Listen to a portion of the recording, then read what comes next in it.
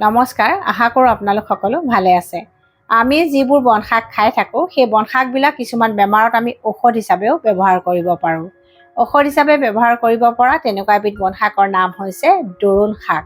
আয়ুৰ্বেদত এইবিধ বন শাকক কোৱা হয় দ্ৰোণপুষ্পী আৰু বিভিন্ন ৰোগৰ চিকিৎসাত এইবিধ বন শাকক ঔষধ হিচাপে ব্যৱহাৰ কৰা হয়। তেনেহ'লে জানো আহক এইবিধ থলুৱা বন শাকৰ কি চমৎকাৰী ঔষধি গুণ আছে আৰু কি বেমাৰত আমি কেনেকৈ ঔষধ হিচাপে ব্যৱহাৰ কৰিব পাৰোঁ। চাইনাচাইটিছ বা মাইগ্ৰেনৰ কাৰণে কাৰোবাৰ যদি মূৰৰ বিষ হৈ আছে তেনে ক্ষেত্ৰত তেওঁলোকে দৰুণ শাক ঔষধ হিচাপে ব্যৱহাৰ কৰিব পাৰে, কাৰণ মূৰৰ বিষৰ কাৰণে দৰুণ শাক হৈছে আটাইতকৈ ভাল মেডিচিন বা ঔষধ, কাৰণ ইয়াৰ এণ্টি ইনফ্লেমেটৰী গুণ আছে, বিষনাশক গুণ আছে আৰু ই চাইনাছবিলাক ক্লিয়াৰ কৰাতো সহায় কৰে। গতিকে যিসকলৰ নাকৰ বিষ বা মূৰৰ বিষ হৈ থাকে তেওঁলোকে দৰুণ শাক ঔষধ হিচাপে ব্যৱহাৰ কৰাৰ কেইবাটাও সহজ নিয়ম আছে। প্ৰথম নিয়মটোৰ কাৰণে দৰুণ শাক খুন্দি লৈ তাৰে ৰস অলপমান উলিয়াই ল'ব আৰু নাকৰ দুইটা ফুটাতে এটোপাল বা দুই টোপাল ৰস ডেইলি যদি দিয়ে আপোনালোকৰ মূৰৰ বিষৰ সমস্যা বহুতখিনি কমি যাব। কিন্তু এই ক্ষেত্ৰত অকণমান সাৱধান হ'ব লাগিব, কাৰণ দৰুণ শাকৰ ৰস যথেষ্ট ষ্ট্ৰং হয়, নাকত দিয়াৰ লগে লগে যথেষ্ট ইৰিটেট কৰে বা যথেষ্ট নাকটো জনজনাব পাৰে, মূৰত ধৰিব পাৰে। তেনে ক্ষেত্ৰত আপোনালোকে যদি ইচ্ছা কৰে দৰুণ শাকৰ ৰসৰ লগত এটোপাল বা দুই টোপাল পানী মিহলাই পাতল কৰি ল'ব পাৰে বা আয়ুৰ্বেদিক চিকিৎসকৰ পৰামৰ্শ লৈ আপোনালোকে সেইদৰে দি চাব পাৰে। 2 নম্বৰ দিহাটোৰ কাৰণে দৰুণ শাক অলপমান ভালদৰে ধুই লওক আৰু মিক্সিত পিচি লওক বা পটাত পিচি লওক বা খুন্দনাত পিচি লওক আৰু এটা পেষ্ট বনাই লওক আৰু সেই পেষ্টটো কপালত আধা ঘণ্টা বা এঘণ্টামানৰ কাৰণে ভৰণ বা লেপ হিচাপে ৰেগুলাৰলি কেইদিনমান ব্যৱহাৰ কৰি চাওক। নিশ্চয় আপোনালোকৰ মূৰৰ বিষ বহুতখিনি কমি যাব। 3 নম্বৰ দিহাটো হৈছে ষ্টিম ইনহেলেশ্যন বা নাকেৰে দৰুণ শাকৰ ভাপ লোৱাটো। তাৰ কাৰণে দৰুণ শাক অলপমান ভালদৰে খুন্দি লৈ পানীত বইল কৰক বা উতলাই লওক আৰু যেতিয়া ধোঁৱা বা ষ্টিম ওলাব তেতিয়া সেই ধোঁৱা বা ষ্টিমখিনি নাকেৰে ল'ব আৰু এইদৰে কেইদিনমান একেৰাহে যদি কৰে তেতিয়া আপোনালোকৰ চাইনাছ ব্লকৰ কাৰণে যি নাক ব্লক হয় সেই সমস্যা যথেষ্ট কমি যাব আৰু যদি কফ আছে কফখিনিও ওলাই যাব। 4 নম্বৰ দিহাটো হৈছে ইণ্টাৰনেল এপ্লিকেশ্যন, অৰ্থাৎ দৰুণ শাক আমি আভ্যন্তৰীণভাৱে প্ৰয়োগ কৰিব লাগিব, অৰ্থাৎ খাব লাগিব। কাৰণ অকল এক্সটাৰ্নেল এপ্লিকেশ্যন বা বাহ্যিকভাৱে প্ৰয়োগ কৰিলেই নহ'ব, আভ্যন্তৰীণভাৱে প্ৰয়োগ কৰিলেহে ইয়াৰ ডাবল বেনিফিট পোৱা যায়, অৰ্থাৎ বেছি উপকাৰিতা পোৱা যায়। গতিকে আপোনালোকে দৰুণ শাকৰ বিভিন্ন ব্যঞ্জন খাব পাৰে। দৰুণ শাকৰ লগত মানিমুনি, পচতীয়া এনেকুৱা ধৰণৰ যিকোনো বন শাক মিহলাই আপোনালোকে যদি ৰেচিপি কৰি খায় বা ব্যঞ্জন বনাই খায় তেতিয়া আপোনালোকে বেছি উপকাৰিতা লাভ কৰিব। চৰ্দি, কাহ, ডাষ্ট এলাৰ্জি, ব্ৰংকাইটিছ, এজমা আদি শ্বাসতন্ত্ৰৰ ৰোগত যিসকল ব্যক্তিয়ে ভুগি থাকে তেওঁলোকৰ কাৰণে দৰুণ শাক হৈছে ভাল মেডিচিন বা ঔষধ, কাৰণ শ্বাসতন্ত্ৰৰ সকলোবিলাক ৰোগ উপশম কৰাত দৰুণ শাকে সহায় কৰে। যিহেতু ইয়াৰ বীজাণুনাশক গুণ আছে, এলাৰ্জি প্ৰতিৰোধী গুণ আছে আৰু হাওঁফাওঁ বা শ্বাসতন্ত্ৰক সবল কৰাটো সহায় কৰে। যিসকলৰ এনেকুৱা সমস্যা খুব সঘনাই হৈ থাকে বা বতৰ পৰিৱৰ্তন হ'লে তেওঁলোকৰ এই সমস্যাবিলাকে যেতিয়া আমনি কৰে তেওঁলোকে দৰুণ শাক খাবলৈ যদি লয় তেওঁলোকৰ সমস্যা বহুতখিনি কমি থাকিব। তাৰ কাৰণে আপোনালোকে দৰুণ শাকৰ খাৰৰ ব্যঞ্জন বনাই খাব পাৰে বা আদা, নহৰু, জালুক দি দৰুণ শাকৰ ভাজি কৰি খাব পাৰে বা টাৱাত সেকি খাব পাৰে, কলপাতত সেকি খাব পাৰে বা দৰুণ শাকৰ পিটিকা কৰি খাব পাৰে বা ইচ্ছা কৰিলে আপোনালোকে দৰুণ শাকৰ লগত শেৱালি ফুলৰ আগ দুটামান নহৰু জালুক দি ভাজি খাব পাৰে বা সেকি খাব পাৰে বা শেৱালি ফুলৰ পাতৰ ৰস আধা চামুচ, দৰুণ শাকৰ ৰস আধা চামুচ, এচামুচ মৌ মিহলাই আপোনালোকে নিয়মিতভাৱে খাব পাৰে। এনেকৈ বিভিন্ন উপায়েৰে যদি আপোনালোকে খোৱা আৰম্ভ কৰে আপোনালোকৰ এই সকলোবিলাক সমস্যা অতি সোনকালে উপশম হ'ব।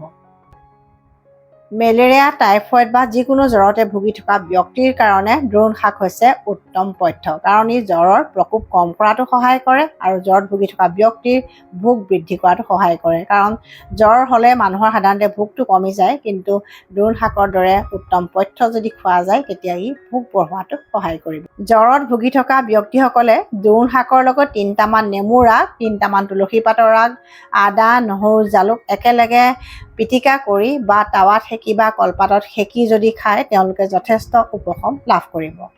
4 নম্বৰ উপকাৰিতাটো আমি লিভাৰৰ ক্ষেত্ৰত লাভ কৰোঁ। দৰুণ শাকে আমাৰ লিভাৰ ফাংচন ভাল কৰে, বিশেষকৈ লিভাৰ এনজাইমছবিলাক এক্টিভেট কৰে, নৰ্মেল কৰি ৰখাত সহায় কৰে আৰু যিসকলৰ লিভাৰ উইকনেছৰ কাৰণে ভোক কমকৈ লাগে তেওঁলোকৰ ভোক বঢ়োৱাটো সহায় কৰে আৰু খাদ্যবোৰ ভালদৰে হজম হোৱাটো সহায় কৰে। গতিকে লিভাৰ ভালে ৰাখিবলৈ আপোনালোকে দৰুণ শাক মাজে সময়ে খাবলৈ লওক। টনচিলাইটিছ, ফেৰিনজাইটিছ, লেৰিনজাইটিছ আদি বেমাৰত ভুগি যদি কষ্ট পাই আছে তেনে ক্ষেত্ৰত আপোনালোকে দোৰোণ শাক ঔষধ হিচাপে ব্যৱহাৰ কৰক, নিশ্চয় সুফল পাব। কাৰণ এনেকুৱা বেমাৰবিলাকত দোৰোণ শাকে নেচাৰেল এণ্টিবায়'টিকৰ দৰে কাম কৰে। টনচিলাইটিছ, ফেৰিনজাইটিছ আদি বেমাৰত মানুহবিলাকৰ কিছুমান সমস্যা হয়, যেনে ডিঙিৰ বিষ বা ডিঙিৰ খচখচনি হয়, খাওঁতে ডিঙিত কিবা লাগি ধৰা যেন লাগে বা কেতিয়াবা খেক গিলোতেও ডিঙিত লাগি ধৰা যেন লাগে।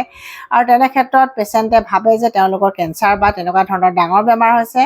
আৰু এই ক্ষেত্ৰত আপোনালোকে কিন্তু দোৰোণ শাক যদি ব্যৱহাৰ কৰে নিশ্চয় সুফল পাব। তাৰ কাৰণে কেইটামান সহজ ঘৰুৱা দিহা আপোনালোকে কৰি চাব পাৰে।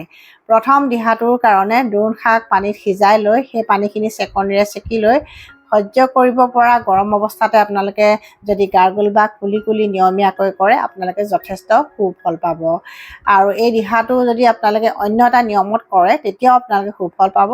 যদি কেনেবাকৈ ঘৰত পচতীয়া পাত আছে, সেই পচতীয়া পাত দোৰোণ শাকৰ লগত একেলগে পানীত বইল কৰিব আৰু সেই পানীখিনিৰে গাৰ্গল কৰি চাব, তেতিয়া আপোনালোকে ডাবল বেনিফিট পাব। কাৰণ পচতীয়া শাক এনেকুৱা ধৰণৰ বেমাৰৰ কাৰণে আটাইতকৈ ভাল মেডিচিন। গতিকে দোৰোণ শাক আৰু পচতীয়া আপোনালোকে এইদৰে যদি ব্যৱহাৰ কৰি চায় নিশ্চয় সুফল পাব। 2 নম্বৰ দিহা বা নিয়মটোৰ কাৰণে দোৰোণ শাকৰ লগত পচতীয়া, মানিমুনি, বন জালুক, আদা, নহৰু, জালুক দি আঞ্জা বা ভাজি কৰি যদি খোৱা যায় তেতিয়া যথেষ্ট সুফল পাব। কেঁচুমূৰীয়া বা পাইলছ ৰোগত যদি ভুগি আছে তেন্তে দোৰোণ শাক আপোনাৰ কাৰণে উত্তম পথ্য। কাৰণ ই পেট পৰিষ্কাৰ কৰাত সহায় কৰে, অৰ্থাৎ পায়খানা খোলোচা কৰাত সহায় কৰে। যাৰ পাইলছ বা কেঁচুমূৰীয়া থাকে তেওঁলোকৰ প্ৰায়ে কনষ্টিপেশ্যন বা কোষ্ঠকাঠিন্য থাকে আৰু এই কনষ্টিপেশ্যন দূৰ কৰাত সহায় কৰে দোৰোণ শাক। গতিকে দোৰোণ শাক আপোনালোকে নিশ্চিন্ত মনে খাব পাৰে। 7 নম্বৰ চমৎকাৰী উপকাৰিতাটো ছালৰ কিছুমান সমস্যাত দেখা পোৱা যায়। খৰ, খজুৱতি, স্কেবিজ, একজিমা আদি ছালৰ সমস্যাত দোৰোণ শাক উত্তম বুলি বিভিন্ন গৱেষণাৰ তথ্যই কয়। তাৰ কাৰণে দোৰোণ শাকৰ পাত পিচি আক্ৰান্ত অংশত লেপ বা ভৰণ হিচাপে যদি নিয়মিতভাৱে কিছুদিন ব্যৱহাৰ কৰা যায় যথেষ্ট সুফল পোৱা যায়। বহুতে এইদৰে কৰি পাইছে আৰু যথেষ্ট সুফলো লাভ কৰিছে। 8 নম্বৰ ডাঙৰ উপকাৰিতাটো ইনচেক্ট বাইট বা কীট পতংগৰ দংশনৰ ক্ষেত্ৰত দেখা পোৱা যায়। বিভিন্ন ৰিচাৰ্চ বা গৱেষণাৰ তথ্যৰ মতে বিছা বা যিকোনো কীট পতংগই কামুৰিলে সেই কামোৰা অংশত দোৰোণ শাক ঔষধ হিচাপে ব্যৱহাৰ কৰিব পাৰি। তাৰ কাৰণে দোৰোণ শাকৰ পাত পিচি লৈ সেই পেষ্টটো লেপ বা ফৰণ হিচাপে আক্ৰান্ত অংশত লগাব লাগে। তেতিয়া ফুলাটো কমি যায়, বিষ কমি যায়, ইনফ্লেমেশ্যন কমি যায়। আৰু পৌৰাণিক আয়ুৰ্বেদিক শাস্ত্ৰৰ মতে সৰ্পদংশনৰ কাৰণে যদি মানুহজন অচেতন হয় তেনে ক্ষেত্ৰত দোৰোণ শাকৰ পাত যদি এইদৰে লগোৱা যায় তেতিয়া যথেষ্ট সুফল পোৱা যায়। অৱশ্যে ইয়াকে চিকিৎসা বুলি নল'ব, কাৰণ আজিকালি বহুতো চিকিৎসা ওলাইছে, এণ্টিভেনম কিছুমান ট্ৰিটমেণ্ট ওলাইছে। আপোনালোকে ডক্তৰৰ পৰামৰ্শ ল'ব যদি কেনেবাকৈ সৰ্পদংশন হয়। গতিকে এইকেইটা গুণৰ উপৰিও কৃমিনাশক গুণ আছে বুলি কোৱা হয়, এণ্টি কেঞ্চাৰ প্ৰপাৰ্টিজ আছে বুলিও কোৱা হয়, আৰু বহুতো এনেকুৱা গুণ আছে যিবোৰৰ কথা আজি ভিডিঅ'টোত কৈও হয়তো শেষ কৰিব নোৱাৰি। আপোনালোকে যদি নতুন কিবা জানে তেন্তে কমেণ্ট কৰি জনাব, কাৰণ আমি ইজনে সিজনৰ পৰা নজনা কথাবিলাক এনেকৈ শিকিব পাৰিম। যদি ভিডিঅ'টো চাই ভাল পাইছে তেন্তে শ্বেয়াৰ কৰি দিব। নতুন ভিউৱাৰ্ছসকলে মোৰ চেনেলটো ছাবস্ক্ৰাইব নকৰাকৈ নাযাব। Stay healthy, stay happy.